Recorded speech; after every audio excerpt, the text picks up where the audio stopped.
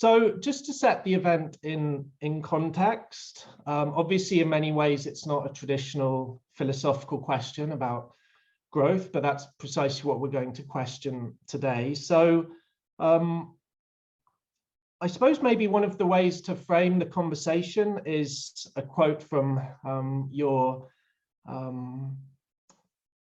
effervescent countryman, Peter Sloterdijk, who wrote in a book, "The only fact of universal ethical significance in the current world is the diffusely and ubiquitously growing realization that things cannot continue in this way." So in a sense, what we're talking about, and is this kind of key framing for our discussion, is the question of what does the good life look like in the face of climate change? And in that sense, we're looking at degrowth as a topic that crosses through economics, through political philosophy, all the way down into the very ways in which our societies, cultures, and subjectivities are formed. So I hope that we'll get to something of the potential richness of it as an area of study. Obviously, it's quite a short event, so that's only going to be so possible. Just in terms of the event itself, we'll be in conversation for about 30 minutes. As I said, I won't be able to check the chat because that will mean that I'm doing too much by way of multitasking. But if you would like to send a question to be asked in the second half of the event, and I really hope you do, please send them to the Q&A button at the bottom of your screens. That's what I'll be using for Q&A. So I figure let's just get cracking. So one of the interesting things is that as much as I tried to look for philosophers who are writing about degrowth, and however inventive my Google searches were, I always just came back to one person, and that was you, Barbara. So it doesn't seem like there's a whole lot of people who are in philosophy departments who are writing about this. So I was hoping you could just say something about what you bring to the question of degrowth in your role as a philosopher. This is so interesting. I think there should be more philosophers. Thank you for the question. This is really great. It is so obvious to me as a philosopher working in the area of environmental philosophy as I am, to step into the discussion of degrowth. I personally have worked on the philosophical foundation of sustainability for a long time, and degrowth seemed to me to be the answer. Let me go systematically to address your question by doing it in a way that I do also in an article where I articulate 3+1 questions, which I think are genuinely philosophical questions when it comes to discuss growth and degrowth, because you cannot discuss the one without discussing the other. So the first question is about the feasibility of both growth and degrowth. So you can formulate it simply to say, can we still grow? And what does it mean? And this refers to the function that growth has been having for the stabilization of modern capitalist societies. So under which condition would growth still be feasible? And the condition can be both ecological and social, and why this can or cannot be continued. I think this is essential because it would go into a topic that we might go back later in the discussion, which is why growth has been so important for stabilizing modern capitalist societies and why it seems still to be the answer and the magic wand to solve all the problems. This is a question that is rooted in that branch of philosophy which refers to social theory, and to understand how societies work, stabilize themselves, operate, what are mechanisms for social reproduction.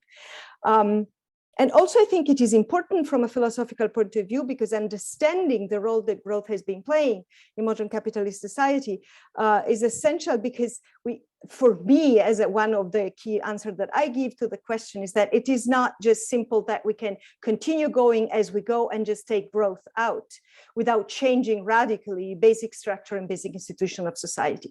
And this question works also for degrowth. Is degrowth feasible? Which version, which model, which way of understanding degrowth is feasible and in current societies? Or what would that require to be feasible in terms of radical changes of social structures? Because I don't want to talk too long. The second question is a more genuinely philosophical question, if you wish, which is more the normative question, right? Is the question about the normative conditions, the point of view of ethics and justice. And to formulate it easily, I would say, may we still grow? in a normative sense. So assuming that growth is still possible, what are the consequences in terms of justice and from a moral point of view for people and the planet? And that goes in the direction of environmental and ecological justice, for example. And I'm thinking also of the consequences for particular communities and places in the world, but also for future generations. Same question also for degrowth. What would make which model of degrowth morally acceptable for the point of view of justice, so that it doesn't come at a cost, for example, of the most vulnerable population, and it is equitable, as we like to speak within the degrowth movement, and socially sustained and ecologically sustainable. Moving forward quickly, the third question. So the first is, can we still grow? The second is, may we still grow? The third is, do we still want to grow? Is that a question about the desirability? And it is not just about individual preferences, but about whether this is desirable with respect to conception of the good life. And I would like to add, I'm not the only one, the good life for all. And even if it was feasible, even if it was morally acceptable, do we want to live under the condition of continuous and exponential economic growth? That means, do we want to frame conception of a good life under expectation that imply, for example, increasing competition, implies expectation of constant improvement of performance, constant acceleration of the pace of life, constant focus on achievement? Or is it something that does not correspond to, for reasons that we can debate, deliberatively, conception of a good life for all? And the same again applies to degrowth. Which conceptions of degrowth would refer to which conceptions for a good life for all? Or what needs to be restructured in society? And the last question, I said 3+1, is the most critical one. And this is where, for example, philosophy comes in with a decolonial point of view. Just for example, the question is, who is the we asking these questions? You remember I say, can we, may we, do we still want? Who is the we asking the question?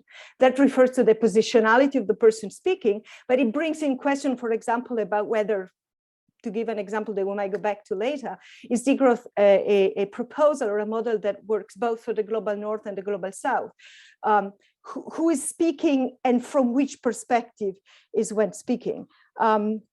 And I think this is an essential self-reflection that is important within the degrowth movement, because there is the risk to make degrowth into a new colonial model, right? We exported growth to the rest of the world as the one model of development. Now it doesn't work anymore. Now we are exporting in the same way degrowth as the one model that everyone should follow. And this is a question that can be addressed philosophically, as I said, as a fourth question. I hope these four questions answer the question you asked me at this point. Thank you. That was an excellent answer. Thank you.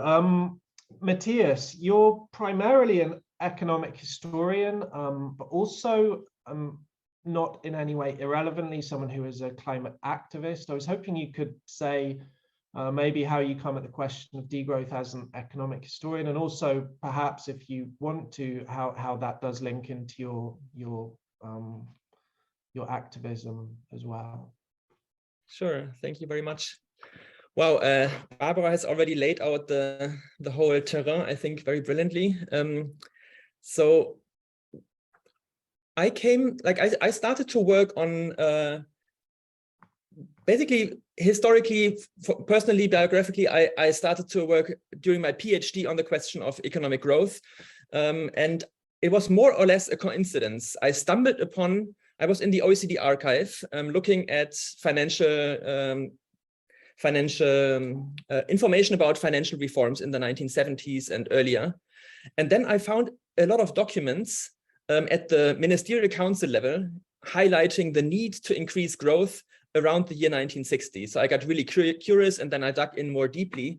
And I really got stuck with this question. And the OECD, interestingly, in 1961, when it was founded, proclaimed that within the next decade, it will increase the size of the OECD member countries' economies by 50%, which was at that time a very, very ambitious, Cold War-driven and decolonization-driven endeavor. And there was a lot of big debates about basically making economic growth into the main goal of modern societies. And so I basically stuck with this because I found it so curious that this idea that seems so self-evident to us today was actually historically made in a certain point of time. And then I went a bit further back and looked into the whole history of how the economic statistics underlying GDP growth were invented, and the entire discussions around this, which are also really fascinating because the people who actually invented this statistics and were at the very forefront of the research underlying it, they were warning in the middle of the 20th century against the use of GDP numbers for the comparison of different countries, for comparisons over time, which is then growth, and most importantly, for the assessment of well-being and prosperity, because they knew very well all the flaws and shortcomings of the statistics. But then the number was there and it was used politically for a variety of reasons in this historical conjuncture, and we got stuck with it. And I think this is still one of the key driving interests behind the work I do around the degrowth work, is that I think this very much makes clear that the focus on the political focus on growth is not something that we should take for granted, but rather we should analyze the interests behind making this into a seemingly universal interest. So I describe this more along the lines of Terry Eagleton as an ideology, where the interests of the few are actually concealed as the seemingly universal interest of increasing GDP to increase the well-being of all. And I think if we look at the current crises, from the global inequality crisis to the biodiversity crisis, the climate emergency, obviously, most importantly, then you see that the continuing along the growth path will fundamentally undermine all the conditions for a good life for all, and that we radically need to think about alternatives, not for the globe as such, but rather we, the over-consuming global north countries. So then all the analysis come more from the activist side about how can we actually understand the imperial mode of living, externalization society, etc., etc. So this is more the academic path, and then at the same time, I was involved with the anti-globalization movement and early climate debates, criticizing basically green growth as the new paradigm that started to become dominant in the 2005, 2008, around this period, that was supposed to solve all kinds of problems. And as we've been seeing since then, it hasn't so far, and it's very unlikely that it will in the future. Okay, thank you. Those were two really thorough and very clear answers. So that's a great start to the conversation. So obviously Barbara's touched on the possible breadth of the idea of degrowth. It goes into basic questions about whether we can still grow, whether we may still grow, whether we still want to grow, sort of looking at fundamental questions around our value system, our conception of the good life. I suppose that we've got some sort of sense about the breadth of the concept. And so I suppose I'll put this out to both of you. I'm not sure if one of you would prefer to answer this question. What are the kind of questions that degrowth raises which may have been overlooked in our focus on building economies around growth? So obviously, as Matthias says, the idea of ideology is presenting something as entirely natural, commonsensical, in effect, whatever Margaret Thatcher's thing of there is no alternative. Tina is like the precursor to MAGA. But I suppose the question is, if we've become accustomed to that way of thinking about things, what are the kinds of questions that we should be asking if we wish to expand our social imaginaries beyond the growth ideology? I mean, Barbara, do you want to have a stab at that? I'm not sure exactly where to sort of pitch some of these questions, whether it's more Matthias, but do you want to have a go at that one? I can try. I think that we need, usually when I'm invited to talk about degrowth, I end up talking mostly about growth, not because I don't want to talk about growth, but degrowth, but because I think it is important to understand one important thing that I think most of us who are doing research and are also activists in the area of degrowth are very aware of, and that is that degrowth is not just the opposite of growth. It's not just reversing growth. Because reversing growth is called recession, it's called just shrinking, it's just reversing GDP. This is maintaining everything as is, just taking out growth doesn't work. What is interesting in understanding economic growth is to understand why it has been so important. It is still mostly the sole and prior goal of any political, actually across all political parties. And it is because it has played such an important role, as I say, not just me, but other thinkers also say, in the stabilization of modern societies by allowing the cake to grow and reducing social conflicts, increasing the hope for an improvement of the quality of life in the future, etc., for a good number of people in the global north. But understanding that means also to understand that degrowth cannot just be business, maintaining everything as is, reversing it and just starting shrinking, because this is a dramatic path that will disadvantage most vulnerable people in the world. And in many cases, the message of just maintaining everything as is and acknowledging that we can no longer grow, so we will have to have a shrinking economy, is a message that is very close to right-wing, if not more right-leaning positions. Degrowth is not that. Degrowth is a radical alternative to that. It requires a radical transformation of society. And I think this is, for me, one of the key messages of what we're talking about, because growth is not, and I don't want to speak too long, but I think we should be careful to consider that something that regards only the economic sphere. You mentioned Margaret Thatcher, and there is no alternative. The key goal of the restructuring of society under neoliberalism with Thatcher and Reagan was precisely to generalize the economic logic to the whole of society. So that, for example, the idea of a continuous improving oneself, developing, understanding one's own health in terms of an asset, in terms of an investment into the future. All these are things that were inconceivable before, but become essential under neoliberalism. Changing our own way of living, interacting with each other, understanding each other, our own mindset, our own mentalities, or to use a philosophical terminology, being subjectified, being made into subjects in that way is what characterizes neoliberalism. So, which is why degrowth is for me the opposite to all that. It's not just a reversal of GDP, it's not just a reversal to the growing material flow of the economy, but it's also a radical alternative to that mental infrastructure, to use something that Harald Welzer, a German sociologist, has said. The mental infrastructure of not only more, but also better, this constant having to be better, for what, for whom, under which condition. So it's a more generalized perspective. That doesn't really answer your question, I guess, but I hope it's still interesting. Thank you. I mean, it was very interesting. I can't even remember what my question was in the first place. I guess it was about which questions have been overlooked. But no, it was a great answer. Touches on lots of things that I had written down, questions about subjectivity, questions around the ways in which we are shaped as growth subjects.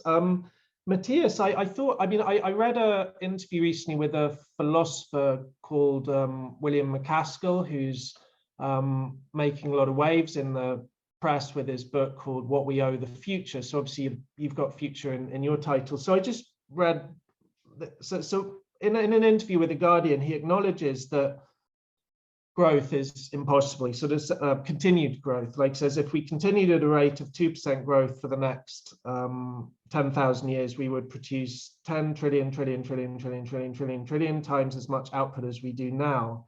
However, he doesn't believe it's time to slow growth now, because he argues we are not yet at a technological stage where that's possible without potentially calamitous effects.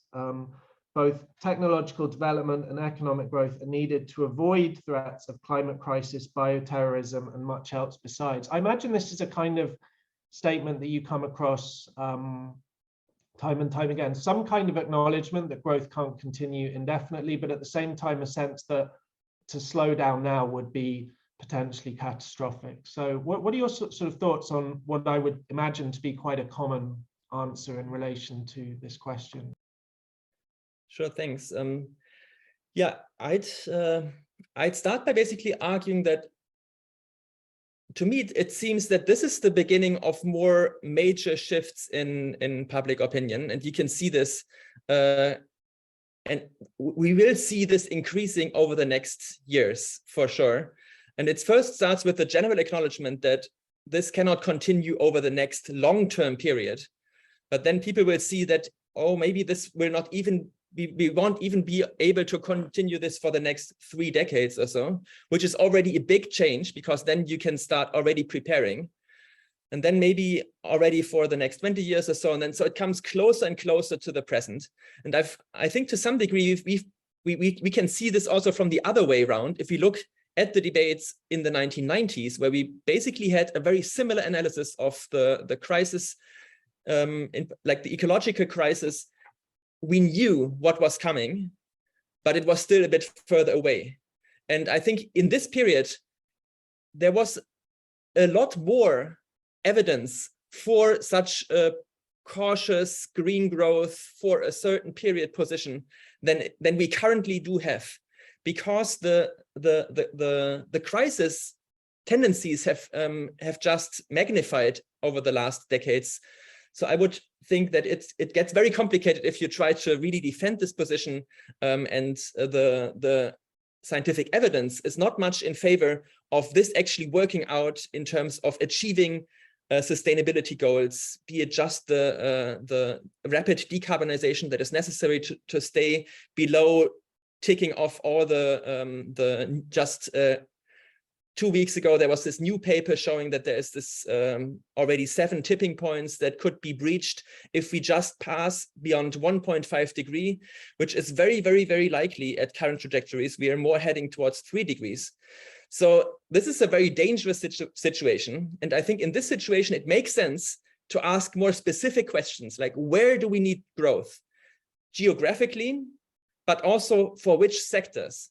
And if the whole argument is that we need growth to decarbonize certain industries and sectors, I think from a degrowth position, that's at least how I would argue. Yes, we do need sectoral, selective growth in certain areas. Also on the technological side. So we do need a lot of new energy infrastructure and everything that comes with this. A lot of which is also, then because it's complicated, it's not all good, because then we need the resources, and the current conditions for getting these resources are implicated in the neo-colonial global structures of the resource regime, etc., etc. But we should be very careful how much of these we need to use, and also scale down certain sectors that cannot be decarbonized rapidly.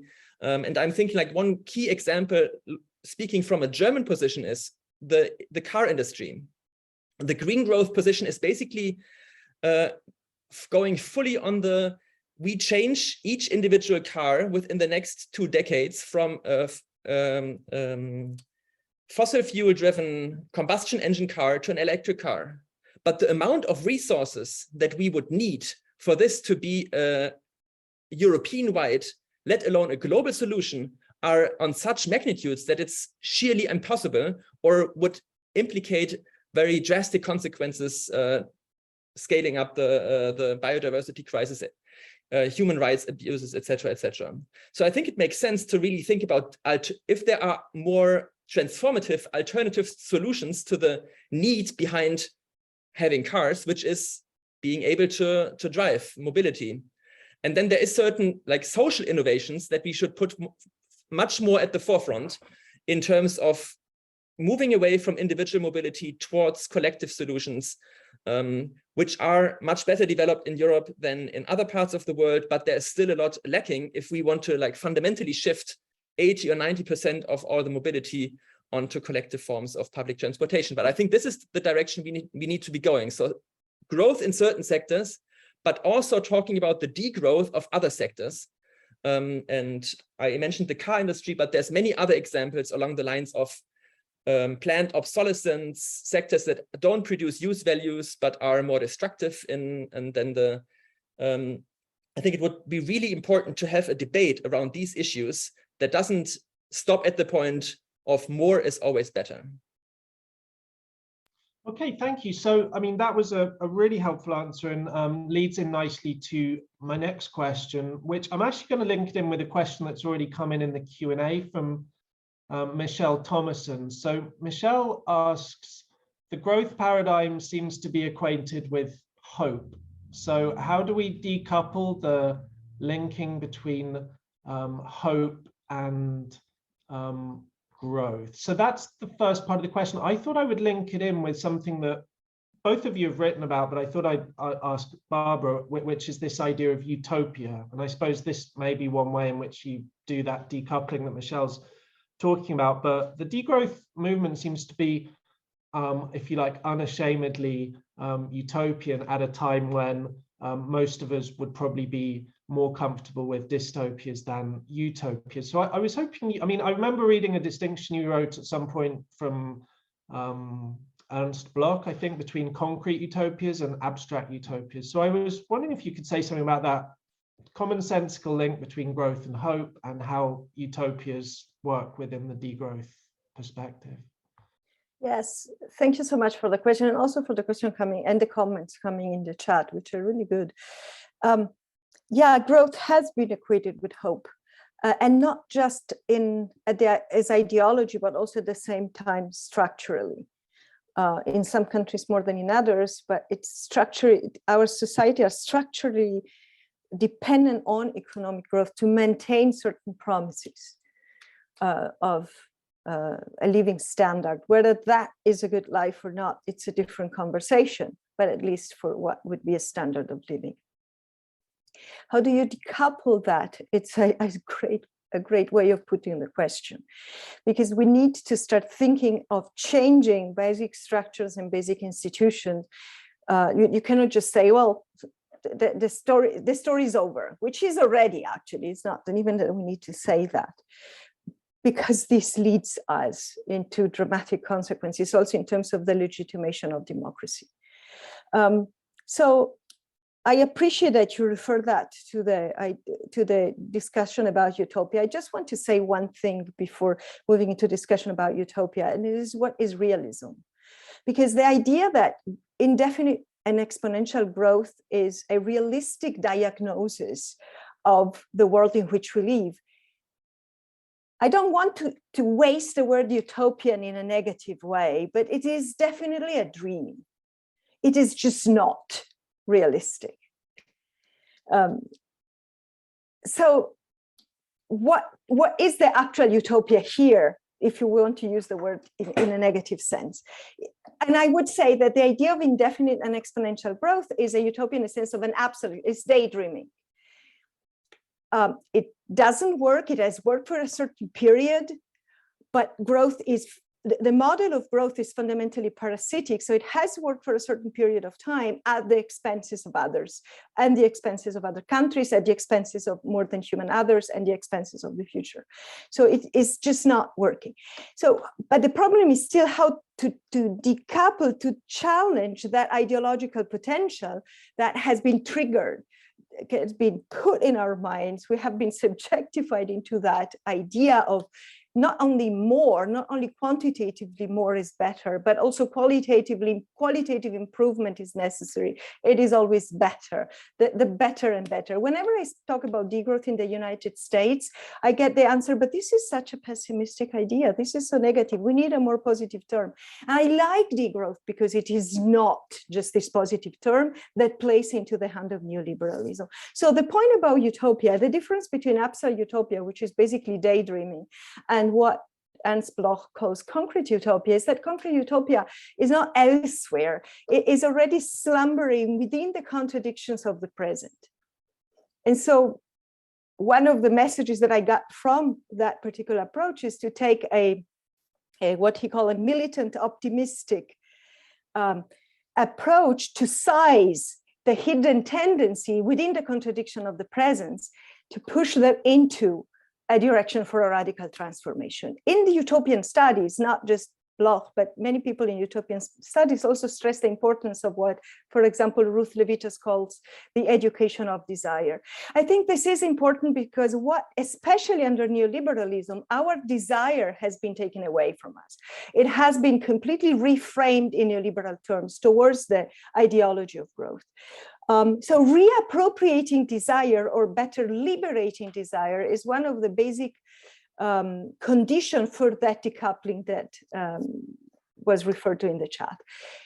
I don't particularly like the word education of desire because it sounds a little paternalistic, like someone is coming educating desire. I like the idea of relearning collectively to develop and liberate our desire from the addiction to growth, to neoliberal growth. And we need to make the experience that other things are possible. I want to conclude going back to the example that Matthias gave about the car. This weird experiment that happened in Germany during the summer, and it can be also criticized for other reasons, but the idea of the €9 tickets, where people could basically take the train, regional and local trains, local transportation, paying €9 for a month, was a top-down model that opens up imaginaries possibilities, because people experiment on their own bodies what it means not to necessarily have to take a car, but to use public transportation for better or worse. There are other models that are not top-down, but are created collectively by social movements, social experiments, in which people can actually make the experience emotionally what it means to live differently, what a good life is different. And I think this is what can bring about that kind of metaphorical decoupling that we're talking about. But probably Matthias might have more to say about that too. Thank you, Barbara. I mean, I thought I'd ask Matthias a related question. Is in your book, The Future is Degrowth. I mean, it's extremely broad in its scope, but one of the questions you address, well, in fact, there's two questions, which I'll just sort of put to you. They're not exactly related, but I thought it would be worth bringing them up. So, and this kind of links in a little bit to what Barbara was saying, maybe about the education of desires, that maybe this, and the critical response to something like that would be that it denies something in our human nature. So someone called Per Espen Stoknes, I'm not sure, it's probably pronounced something very different in Norway or wherever he's from, would argue that degrowth is against human nature. And the quote I picked up was that it denies the human psyche its subconscious yearning for growth. I suppose it's not necessarily whether or not you agree with Per Espen, but rather what conception of human nature does the degrowth movement operate with? Does it have an entirely malleable one, or does it have a very optimistic one, or does it try to overlook those kinds of questions? Yeah, thanks. Maybe I start with the more broader question about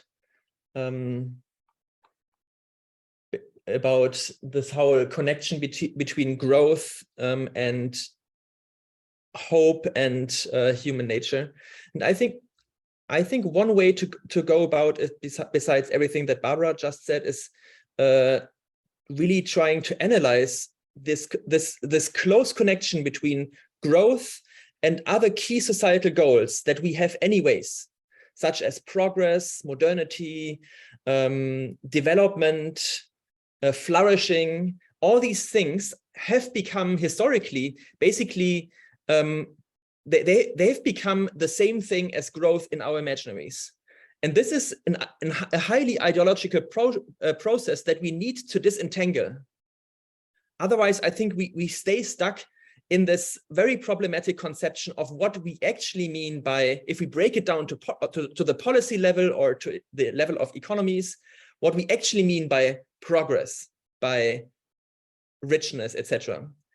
And I think this can be done And a lot of the degrowth literature basically goes and tries to put a wedge between these the core societal goals that we could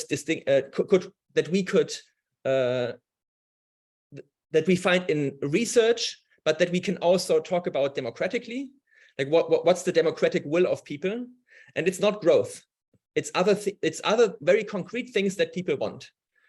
And then I think it makes this, driving a wedge between this makes it possible to talk about other conceptions of what a good life could be that aren't necessarily so closely linked to material prosperity. Another thing that must always be added, though, is, I think, to highlight that material prosperity is also, or the material basis is also key for the human flourishing. And degrowth is not against this, but is rather for improving the conditions for more people to participate in actually having access to the material goods, resources, energy, etc., that we need to flourish.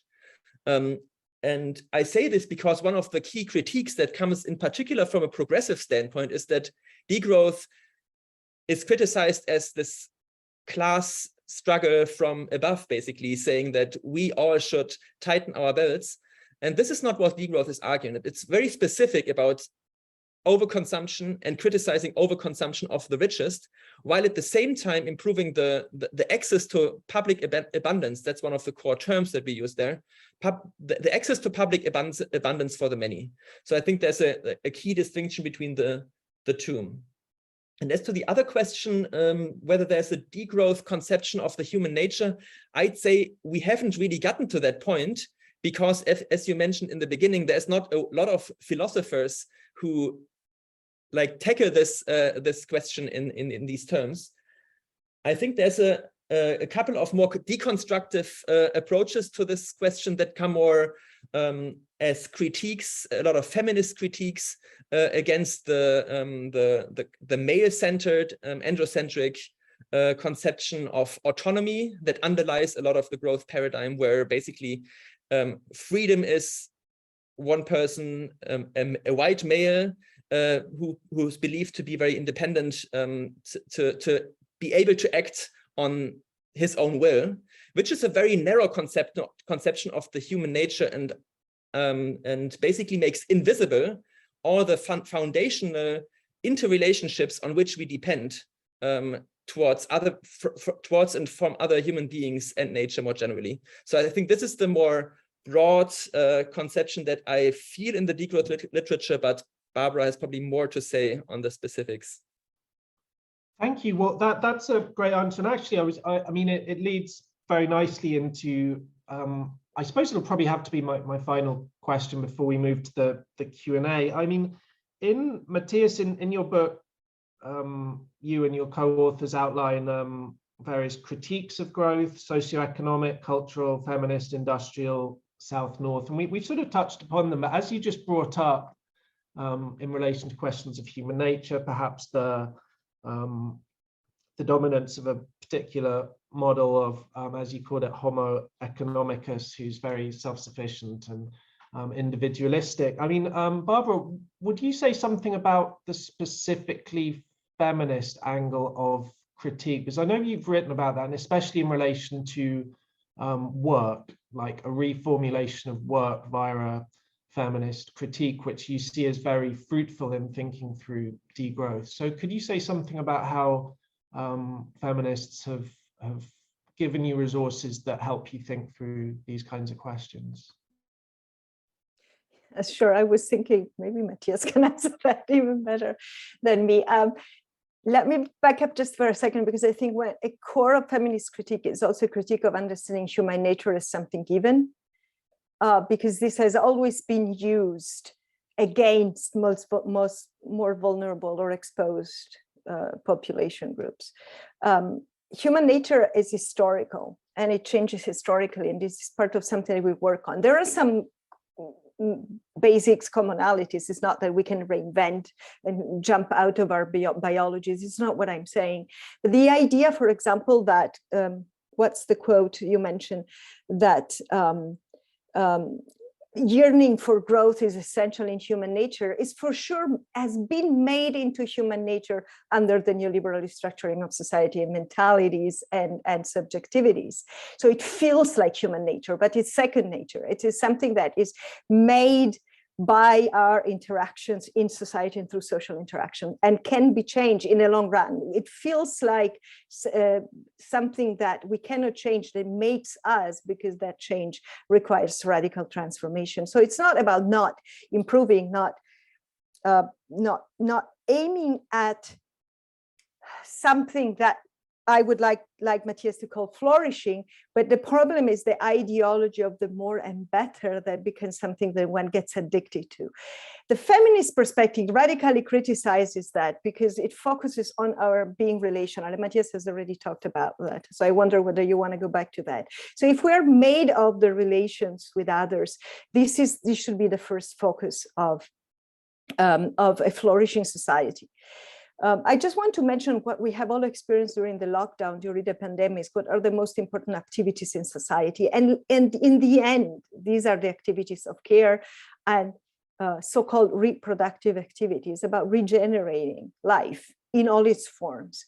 So there are models that come from feminist degrowth that focus exactly on that. Degrowth is also a message for a shift in the focus towards what is really important. So it's a critique of productivism and the illusion that is the main goal and everything is less important than that. So the devaluation of so-called productive, reproductive activities in our societies, which immediately falls apart when we enter into a crisis like the one that we had behind us. So rethinking socially meaningful activities, socially necessary activities beyond the idea of work and paid work is one of the essential goals of our restructuring of societies from a degrowth perspective. But again, I don't know whether Matthias want to jump in on that too. Thank you very much, Barbara, and thanks everyone for the questions. I would encourage people to keep them fairly short because I haven't really had the time to sort of read through the long ones, but I'm going to start with one that I think is best addressed to Matthias. It's from James Wilkinson, who asks about Kate Rayworth's donut economic model and whether this is a suitable tool for degrowth. Her lab seems like one of the only practical and tangible solutions at the moment. Do you have any other example solutions and movements that are currently in motion? Thanks. So sure. What would you have to say about Kate Rayworth and donut economics? Yes, I'm a big fan of Kate Rayworth's work, and in particular her big book on donut and deconstructing the mainstream economic models is really brilliant, and I think is to some degree very foundational to at least a lot of the degrowth literature that is coming out in recent years. I mean, people who have read Kate Rayworth's work know that she's taking a more agnostic position on the degrowth question, which I think is fine, but I don't see any contradictions between her model and the degrowth approaches. There's just probably a slight difference in the interpretation of where to put the emphasis. But I see the donut thinking as basically one of the frameworks with which I often also in talks and in seminars, I justify the need for degrowth, and then I take in additional studies and literature to basically prove this. And there's certainly, it's a really good model to also break it down and make it very practical to intervene into the policy sphere.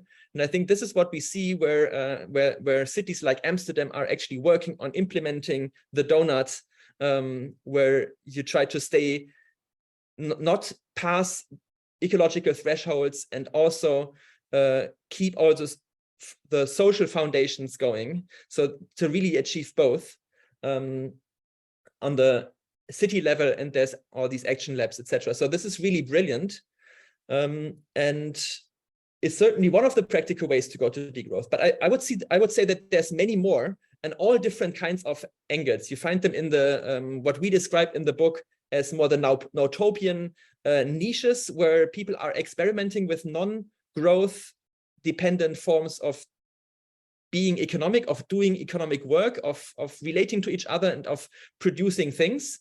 And there's a lot of like small scale commons examples, some of them actually not so small, that do work on totally different non-capitalist forms of doing these interchanges and mediating them.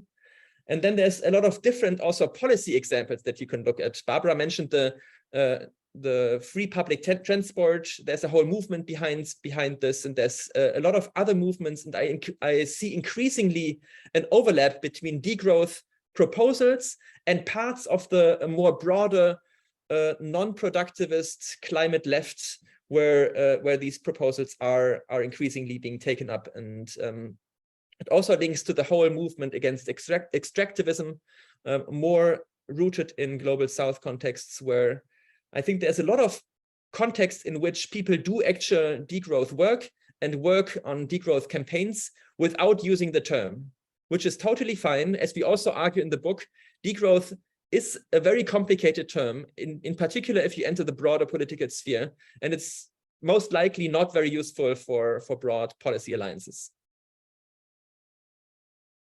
Thank you. Barbara, I'm going to put a question to you, which I suppose is maybe more of a sociological question from Stephen Talon. So Stephen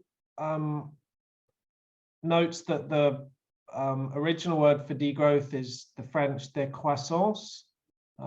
Sounds like de croissant in one way. But what he points out is that I mean, it was kind of as I was talking about at the beginning, I couldn't really find degrowth within philosophy departments, but obviously I was looking within the Anglophone world because that's the language I speak. Do you think that the lack of a focus on degrowth in philosophy departments is just a local thing within maybe the UK and US institutions? I mean, is it a bigger discussion in France, in Germany, in other parts of the world like Latin America or anything like that? Oh, well, that's a very interesting question.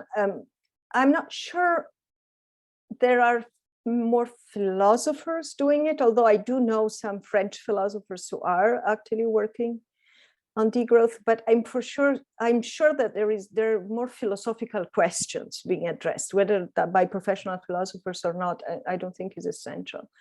And I appreciate the reference to décroissance, because this is really where degrowth has been reborn. There was a first version of it at the beginning of the 70s, and it was also situated in France. And it was a discussion that came from after the publication of the first edition of the Limits to Growth, the report to the Club of Rome. And figures like André Gortz, whom I consider definitely a philosopher, brought up the concept of décroissance, referring it to Georges Corrigan and other thinkers, but as in a broader understanding as a project, as an alternative project for society. And then it was reborn towards the end of the 90s through this detour, and it came back through a radical critique of globalization from the No Global New Movement, a critique of the Western model of development. So yes, in the Southern European area where degrowth or décroissance has been discussed for a long time before it came into the English-speaking world, that is more connected to conceptions of the good life, alternative conception, anti-productivism, understanding of, for example, a different way of understanding the relationality or the relational constitution of the self, which is something that is very strongly present, and it is definitely a genuine concept. And the other point that I want to add, the last one, is that it is intended as a positive term insofar as it resonates with liberation. The DE that precedes growth or croissance or crescita in Italian or crecimiento in Spanish is similar to decolonization. So it's a negative that reverses a negative.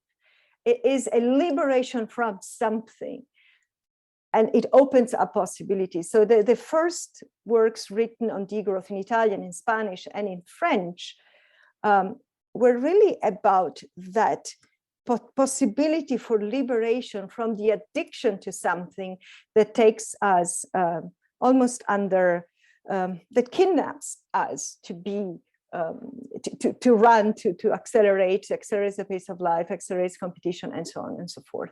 And that might be also genuinely a Mediterranean understanding, a profound resistance against a model of hyperproductivity. So I do think there is a difference in how this is being discussed in English, or more originally in French, Spanish, and Italian, for example.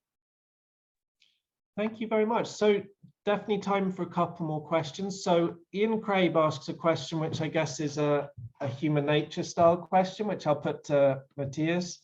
Hasn't the desire to enrich oneself been around much longer than capitalism and neoliberalism? It seems a basic characteristic of human nature since the beginning of civilization, or at least since the concept of wealth has existed. There's no final question, but I guess the question is that one about whether degrowth therefore represents something like a distortion of our nature as creatures that want to enrich ourselves in this case. Thanks. Just as a quick addition to the question before, one really interesting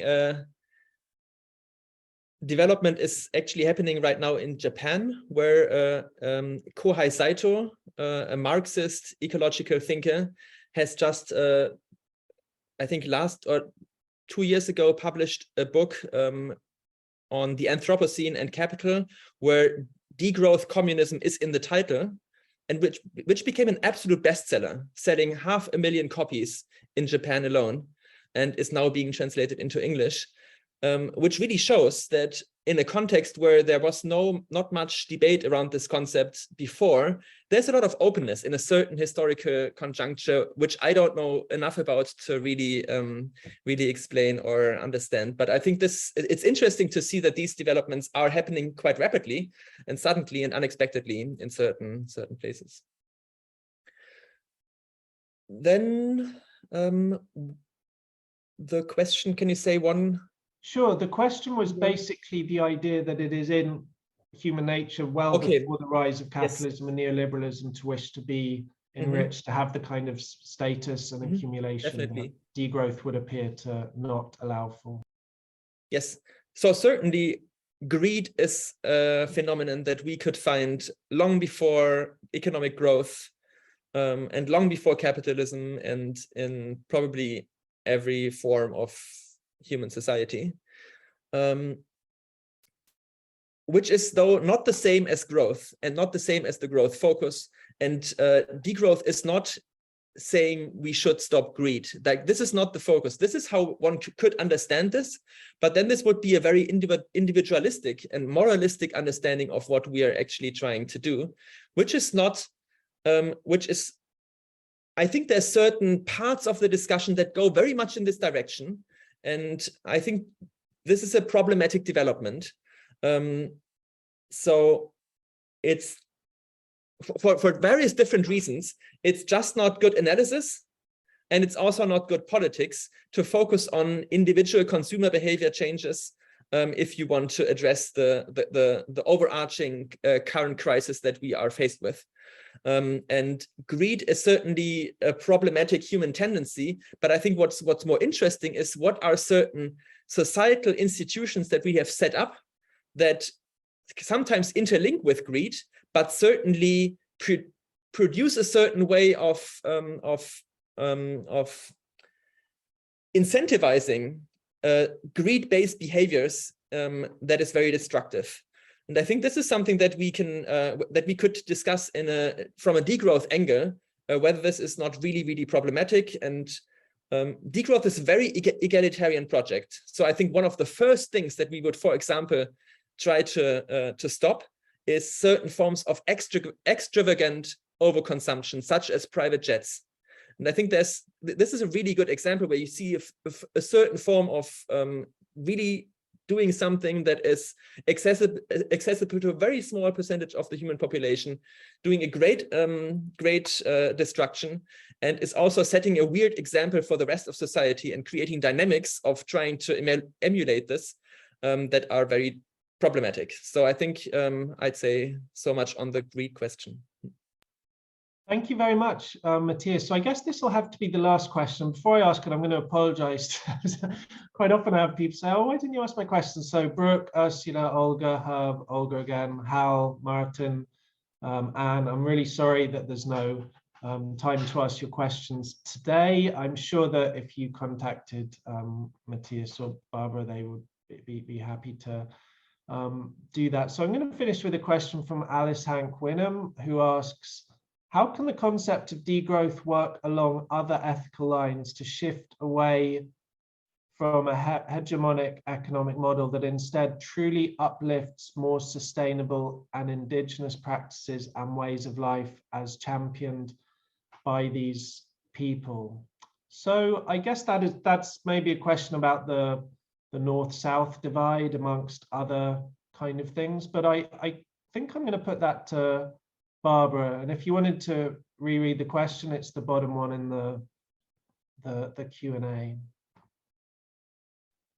Yeah, let's keep it short because we're at time. Matthias had already addressed that, actually. There are already alliances around there, and people active in the degrowth movement are very aware about not making degrowth into the next kind of colonial project to be exported elsewhere. There is in most degrowth conferences, there is a lot of attention about the dialogue and alliances across different models and different languages and different approaches. For example, the post-development movement, which is to a certain extent linked to the Buen Vivir debate in Latin America, is one of them. The radical ecological democracy movement, let's call it a movement, in India is another one, and many of these have come together during a degrowth conference. The one in Mexico, which was the first South-North degrowth conference, and created what is now called the Global Tapestry of Alternatives. So there are also Global South alliances, and alliances across different types of social movements, which I think is essential to create that. What we need. Again, it's not about exporting degrowth, but in the narrow sense of degrowth as the necessity of reducing the material throughput, this is really a moral responsibility and a political responsibility of the global north. If we take degrowth in a wider sense as a radical critique of the model of development, that might be an interesting concept that can also be appropriated by movements from the global south. But it is not me saying that, right? I mean, if that can be helpful and can be used, that's great. It's not about exporting the term, but it's about building those alliances, and they are already there. The Global Tapestry of Alternatives, I don't have the link right now, but I can search for it, is an example of what is already happening.